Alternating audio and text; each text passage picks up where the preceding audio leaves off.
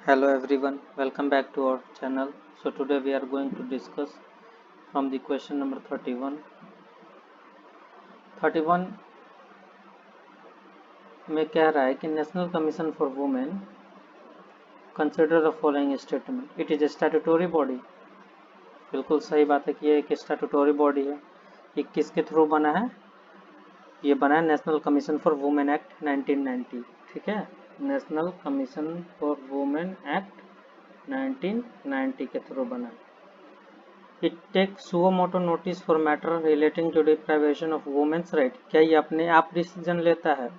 तो बिल्कुल सही बात है कि ये अपने आप नोटिस करता है किसी भी मैटर को जो रिलेटेड हो महिलाओं के अधिकार के हनन के विरुद्ध में। तीसरा, among the 5 members of the commission at least one member each shall be from among person belonging to scheduled caste and scheduled tribe।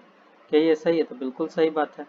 और ये जो 5 मेंबर में चेयरमैन होते हैं वो नॉमिनेटेड किए जाते हैं, नॉमिनेटेड बाय सेंट्रल गवर्नमेंट। ठीक, और इसमें जो चेयरपर्सन होता है, chairperson committed to the cause of women to be nominated by the central government. एक ऐसा चेयरपर्सन उसमें नॉमिनेट किया जाता है केंद्र सरकार के द्वारा जो महिलाओं के लिए काम करने में बहुत ही ज़्यादा रुचि रखता हो, उनके अधिकारों की रक्षा करता हो। इस तरह के व्यक्ति को ही केंद्र सरकार के द्वारा नॉमिनेट किया जाता है कि इसका चेयरपर्सन बने। तो हमारे पास ये तीनों ऑप्शन सही है, तो आंसर होगा डी। 32 में आते हैं। क्वेश्चन 32 कहता है India meteorological department IMD works under the ministry of environment forest and climate change. ये बिल्कुल गलत बात है। IMD जो है वो काम करता है मिनिस्ट्री ऑफ अर्थ साइंस, है ना, ऑफ गवर्नमेंट ऑफ इंडिया के under ministry of earth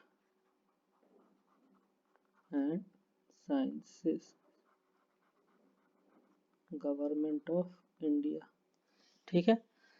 second statement कहता है it is the duty of competition commission of India CII to eliminate practices having adverse effect on competition, promote and sustain competition, protect the interest of consumers and ensure freedom of trade in the markets of India। ये सही है, तो हमारे पास statement जो B option है वो answer हो जाएगा। अब CCI के बारे में अगर जानना चाहते हैं तो CCI is a statutory body of the government of India responsible for enforcing the Competition Act 2002। CCI क्या करता है? कंपटीशन कमीशन ऑफ इंडिया ये इन्फोर्स करता है कंपटीशन एक्ट 2002 को। ठीक है। 33 क्वेश्चन पे आते हैं। The central electricity authority of India CEA is a statutory organisation. बिल्कुल सही बात है, ये एक स्टैट्यूटरी ऑर्गेनाइजेशन है। अच्छा, council of scientific and industrial research CSIR operates as an autonomous body through the Societies Registration Act 1860। ये भी सही बात है, तो हमारे दोनों स्टेटमेंट सही है। जो ये CSIR है although it is funded by the Ministry of Science and Tech। ठीक है, CSIR funded by the Ministry of Science and Tech। और ये जो है central electricity authority originally constituted under the section 3(1) of repealed Electricity Supply Act 1948। ठीक है, तो अभी वो तो मतलब शुरू में वहां पे आया था, अभी सेक्शन 70 ऑफ इलेक्ट्रिसिटी एक्ट 2003 के थ्रू ये आता है, तो इसीलिए ये एक स्टैट्यूटरी ऑर्गेनाइजेशन है। तो उस एक्ट का नाम क्या है? Electricity act 2003। Electricity act 2003। ठीक, नेक्स्ट क्वेश्चन पे आते हैं। इसके इलेक्ट्रिसिटी एक्ट 2003 के सेक्शन 70। अब आते हैं नेक्स्ट क्वेश्चन पे। 34 में कहता है consider the following statement regarding national foundation for communal harmony. National foundation for communal harmony के बारे में पूछा जा रहा है कि स्टेटमेंट और दो स्टेटमेंट दिया हुआ है।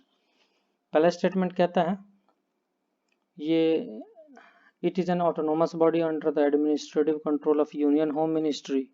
क्या ये सही है? सही है।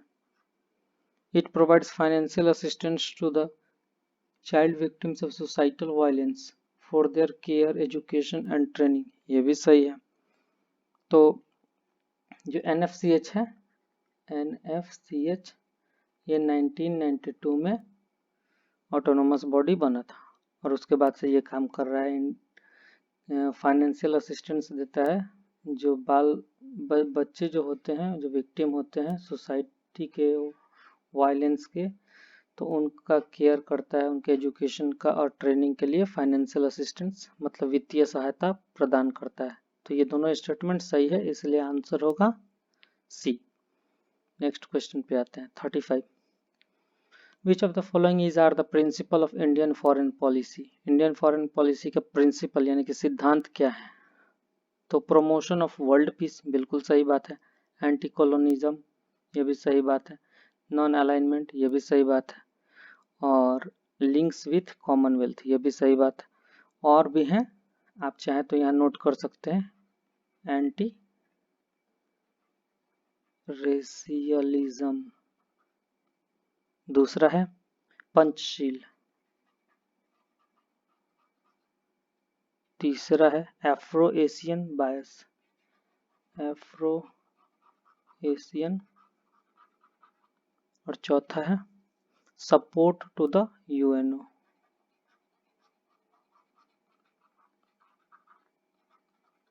United Nation organisation.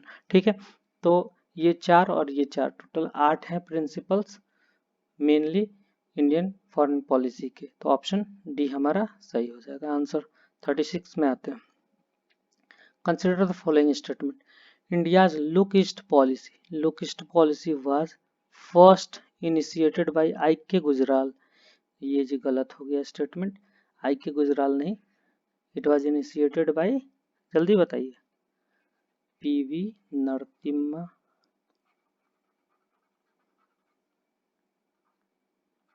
राव इन 1992। ठीक, उसके बाद कहता है no South Asian country should allow its territory to be used against the interest of another country of the region is one of the feature of Gujral doctrine. ठीक है, तो ये सही बात है। तो दूसरा सही हो गया, पहला गलत हो गया, तो बी आंसर हो गया। प्रिंसिपल ऑफ गुजराल डॉक्ट्रिन अगर हम देखें तो उसमें देखेंगे कि no country should interfere in the internal affairs of another country. दूसरा, all South Asian countries should respect each others territorial integrity and sovereignty. अच्छा, तीसरा उसका था प्रिंसिपल कि all South Asian countries should settle all their disputes through peaceful bilateral negotiations. और चौथा था with the neighbour like Bangladesh, Bhutan, Maldives, Nepal and Sri Lanka should allow its territory to be used against the interest of another country of the region is one of the feature of Gujral doctrine, यानी statement 2। ठीक, अब next question पे आते हैं 37 पे। Consider the following statement regarding nuclear doctrine of India. Nuclear doctrine of India क्या है? तो न्यूक्लियर, ये इंपॉर्टेंट लग रहा है। Nuclear retaliatory attack can only be authorized by the civilian political leadership. Retaliatory attack can only be authorized by the civilian political leadership. Statement सही है। Second, non-use of nuclear weapons against non-nuclear weapon states. यह भी सही है। Building and maintaining a credible minimum deterrent. यह भी सही है, तो हमारा डी आंसर हो जाएगा। नेक्स्ट पे आते हैं 38। Cabinet committee on security consist of which of the following members. Cabinet committee on security किस किस को मिलाकर बनता है, कौन कौन से उसके मेंबर होते हैं। तो पहला ऑप्शन हमारे पास आ रहा है प्राइम मिनिस्टर का, दूसरा है मिनिस्टर ऑफ होम अफेयर्स, ठीक है, प्राइम मिनिस्टर भी होते हैं। Cabinet committee on security, security से रिलेटेड है। दूसरा मिनिस्ट्री ऑफ होम अफेयर्स, ठीक है। मिनिस्ट्री ऑफ एक्सटर्नल अफेयर्स, ये भी सही है। Ministry of road transport and highways, ये तो कॉमन सेंस की बात है कि नहीं होंगे। लेकिन एक और मिनिस्ट्री होती है, उसको कहते हैं ministry of finance and corporate affairs. Ministry of finance and corporate affairs, ये मिनिस्ट्री उसका पार्ट होती है। तो हमारा 1 2 3 सही है, 4 गलत है। कहते हैं कि the cabinet committee on security, इसको शॉर्टकट में CSS कह सकते हैं, of the central government of India discusses debates and is the final decision making body on senior appointments in the national security apparatus, defense policy and expenditure, and generally all matters of India's national security. The CCS is chaired by the PM, यानी कि हमारे जो prime minister हैं ये इसके chairman होते हैं। तो 1 2 और 3 सही हो गया। 1 2 3 कहाँ किस ऑप्शन में है, तो option B is correct answer. 39 पे आते हैं। Which of the these laws in India have a bearing on health, ठीक है। Law in India have a bearing on health. पहले narcotic drugs and psychotropic substances act 1985, ये होगा। The prevention of food adulteration act 1954, ये भी होगा। Biomedical waste management and handling rules 1998, ये भी होगा। कंज्यूमर प्रोटेक्शन एक्ट 1986, ये भी होगा। ये हो गया आपको जैसे रट्टा मारने जैसा चीज है ना, कि लॉ है इंडिया में जो हेल्थ से रिलेटेड है, तो ड्रग्स आ रहा है, फूड आ रहा है, फूड अल्ट्रेशन आ रहा है, medical waste biomedical waste management करना और हैंडलिंग करना आ रहा है, और कंज्यूमर प्रोटेक्शन एक्ट क्योंकि ये भी हेल्थ से रिलेटेड, तो ये आ रहा है। तो कॉमन सेंस यूज करेंगे और नहीं तो इसको रट लेंगे, तो हमारा आंसर हो जाएगा डी। 40 में आते हैं। How is the World Bank group president selected. अच्छा, वर्ल्ड बैंक ग्रुप के प्रेसिडेंट कैसे सेलेक्ट किए जाते हैं, WBG के। तो nominated by the largest shareholder of World Bank group, subject to confirmation by the board of governors, सही लग रहा है। एक्चुअली होता क्या है कि US president nominated a US citizen, generally 5 years renewable term होता है उन लोगों का, तो इसको भी इम्पोर्टेंट, आप इसको गूगल पे बाकी सर्च करके देख सकते हैं, कहीं से भी नेट से ब्राउज करके देख लीजिए।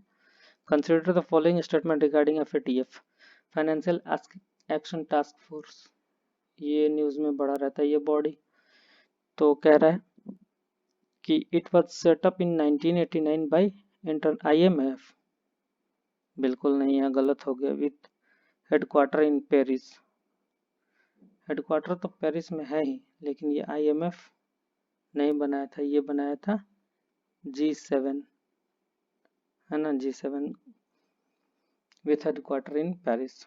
अच्छा, सेकंड स्टेटमेंट कहता है FATF acts as an international watchdog on issue of money laundering and financing of terrorism. अभी बार बार बात चल रही है कि पाकिस्तान को ब्लैक लिस्ट में डाला जाए, ग्रे लिस्ट से ब्लैक लिस्ट में डाला जाए, तो FATF बहुत ही न्यूज में रह रहा है। ओके, स्टेटमेंट 3 देखते हैं।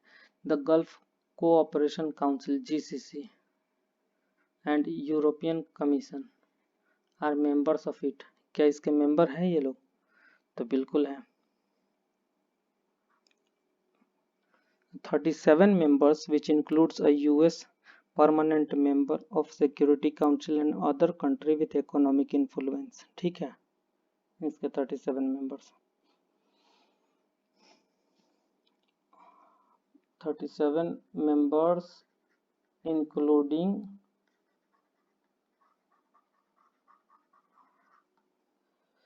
5 permanent members of security council, ठीक है, and other country with economic influence, ठीक है। नेक्स्ट क्वेश्चन आते हैं। नहीं, तो इसमें आंसर क्या होगा, पहला गलत है, दूसरा सही है, तीसरा सही है, तो बी। 42 आते हैं। Consider following statement regarding BRICS. BRICS के बारे में पूछ रहा है। Brazil, Russia, India, China and South Africa. South Africa join BRICS in 2010। क्या ये सही बात है? हाँ, सबसे लास्ट में ज्वाइन किया था साउथ अफ्रीका। अच्छा, last summit of BRICS was held at China. क्या ये सही है? नहीं, बिल्कुल नहीं, ये साउथ अफ्रीका में हुआ था। BRICS established the Asian infrastructure investment bank, AIIB, कहाँ पे इसने किया था? तो कहते हैं कि was first made by the VC of China, centre for international economic exchange. तो ये गड़बड़ हो गया, मतलब कि ब्रिक्स एस्टैब्लिश्ड वाला ही पार्ट ये जो है ये गलत है। The Asian infrastructure investment bank was first made by the VC of China, centre for international economic exchange, ठीक है। तो आंसर हो जाएगा हमारा पहला सही है सिर्फ, तो 1 ओनली। चलिए नेक्स्ट क्वेश्चन पे आते हैं। 42 के बाद 43। Consider the following statement. 43 में कह रहा है कि इन स्टेटमेंट्स को देखिए। The nuclear suppliers group NSG was set up in 1947 as a reaction to India's nuclear test to stop what it called the misuse of nuclear material meant for peaceful purpose। ठीक है, सही है, बिल्कुल सही है, NSG का इसीलिए बनाया गया था। सेकंड स्टेटमेंट देखते हैं। The NSG works under the principle of unanimity and even one country's vote against prospective member will scuttle its bids। ये भी सही है, ठीक। अब आते हैं India, Pakistan, Israel, south Africa, Sudan and north Korea are among the 4 UN member states which have not signed the NPT। तो north Korea तो अभी 2003 में अपना विड्रॉल अनाउंस कर दिया था, announce it's withdrawal from NPT इन 2003। तो हमारा आंसर हो जाएगा 1 and 2 ओनली। नेक्स्ट पे आते हैं। Consider the following statement regarding group of G7 countries। G7 is a group of consisting of Canada, France, Germany, Italy, Japan, the United Kingdom and the United States। बिल्कुल सही है, G7। इसमें थोड़ा update कर लीजिए, ये बहुत ही न्यूज में रह रहा है। Canada has least population amongst G7 countries। जी बिल्कुल, कनाडा का 3,54,67,000 population। G7 countries represents more than 40%, गलत है, of the net global wealth। ये है 58%। G7 countries 58% represent the net global wealth। तो हमारा पहला और दूसरा सही है और तीसरा गलत है, तो इसमें तो कोई ऑप्शन ही नहीं है। इसको पहले एक बार चेक करेंगे और कमेंट सेक्शन में बताइए, ठीक है, क्योंकि more than 46% of global GDP based on nominal values and more than 32% of the global GDP based on PPP। ठीक है, तो इसको चेक करके आप प्लीज एक बार कमेंट सेक्शन में बताइए। क्वेश्चन नंबर 44 कि हमारा आंसर तो 1 और 2 आ रहा है, बाकी इसमें ऑप्शन 1 और 2 नहीं है। चलिए 45 में आते हैं। The global infrastructure facility GIF हालांकि कभी कभी कंप्यूटर में क्वेश्चन पूछता है, अगर किसी पेपर में कंप्यूटर से क्वेश्चन पूछ रहा हो तो पूछता है GIF यानी ग्राफिक इंटरचेंज फॉर्मेट। ये एक तरह का इमेज होता है जो हिलता डुलता है ना, तो उसको भी GIF बोलते हैं। यहाँ ग्लोबल इंफ्रास्ट्रक्चर फैसिलिटी के बारे में पूछ रहे हैं, तो ये कौन देता है? World Bank. ठीक, नेक्स्ट क्वेश्चन पे आते हैं। The world's first IAEA low enriched uranium bank had established in, कहाँ पे बना है? कजाकिस्तान में। जापान, यूनाइटेड स्टेट्स, फ्रांस नहीं, कजाकिस्तान में। Owned and control by IAEA। ठीक है, 47 में आते हैं। Consider the following statement. Muslim, Sikh, Christian, Buddhist, Jain, Zoroastrians means Parsis have been notified as minority communities under the National Commission for Minorities Act 1992। ठीक है, ये स्टेटमेंट सही है। Prime Minister 20-point program for minorities is a program launched by Indian government in 2006 for welfare of religious minorities। तो यहाँ पे 20 है, ये गलत है, ये 15 पॉइंट है। 15 पॉइंट प्रोग्राम फॉर माइनॉरिटीज। ठीक है, तो स्टेटमेंट 2 हमारा गलत हो गया, क्योंकि वो 20 नहीं 15 है। यहाँ 15 है, 15 point programme for minorities. Third option statement देखते हैं, यानी 1 करेक्ट 2 फॉल्स। 3 देखते हैं। National minorities development and finance corporation aims to promote the economic and developmental activities for the benefit of all sections of notified minorities। यहाँ all sections बोला है, all sections नहीं होगा, सिर्फ backward होगा, backward sections of notified minority। तो ये भी false हो गया, ये भी सेकंड भी false हो गया कि 20 नहीं 15 होगा। फर्स्ट ट्रू है, यानी 1 ओनली। 47 का बी। 48 पे आते हैं। Consider the following statement. Organisation of Islamic cooperation is a regional organisation with European Union. OIC के बारे में बोल रहा है कि एक रीजनल ऑर्गेनाइजेशन है यूरोपियन यूनियन के साथ। तो क्या ये स्टेटमेंट सही है? ये एक रीजनल ऑर्गेनाइजेशन है, लेकिन यूरोपियन यूनियन उसमें नहीं है। ठीक है, अब Arab League is the collective voice.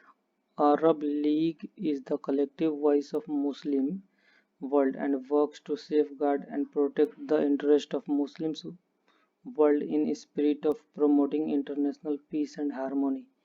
क्या ये सही है? तो अरब लीग की जगह पे होगा OIC। Organization of Islamic Cooperation is the collective voice of the Muslim world and work to safeguard and protect the interests of Muslim world in the spirit of promoting international peace and harmony। तो दोनों ही false है, तो neither 1 not 2। D answer हमारा सही हो जाएगा। Next question पे आते हैं 49 पे। Consider following statement. The Sangeet Natak Academy is one of the first National Academy of Arts set up by Republic of India। क्या ये सही है? बिल्कुल सही है, फर्स्ट है ये। The Sangeet Natak Academy is presently an autonomous body of Ministry of Culture। सही है, बिल्कुल सही है। Government of India and is fully funded by, अच्छा fully funded by government for implementation of its scheme and programs। ठीक है, तो दोनों स्टेटमेंट सही है, बोथ 1 and। अच्छा, संगीत नाटक एकेडमी के फर्स्ट चेयरमैन कौन थे? फर्स्ट चेयरमैन है PV राजमन्नार। PV राजा मन्नार। ठीक, अब क्वेश्चन 50 पे आते हैं। Section 8 of RP Representation of People's Act RPA 1951 that is frequently in news concerned किस चीज से संबंधित है RPA? तो ये है paid advertisement for election campaign नहीं. Division for seats in upper house no. Horse trading in council elections no. तो disqualification on conviction for long sentences ये सही है. ये कहता है section 8 disqualifies a person convicted with a sentence of 2 years or more from contesting elections, but those under trial continue to be eligible to contest election. The Lily Thomas case 2013 however ended this unfair advantages. ठीक है, तो आप एक बार देख लेंगे. ये भी question पूछ सकता है कि लिली थॉमस केस किससे रिलेटेड था. लिली थॉमस केस 2013, इसका रेफरेंस एक बार ले लीजिए. तो आंसर हो गया हमारा डी. आज का लेक्चर यहीं पे समाप्त करते हैं. कैसा लगा कमेंट सेक्शन में ज़रूर बताइएगा. Thank you very much. आपका दिन शुभ हो.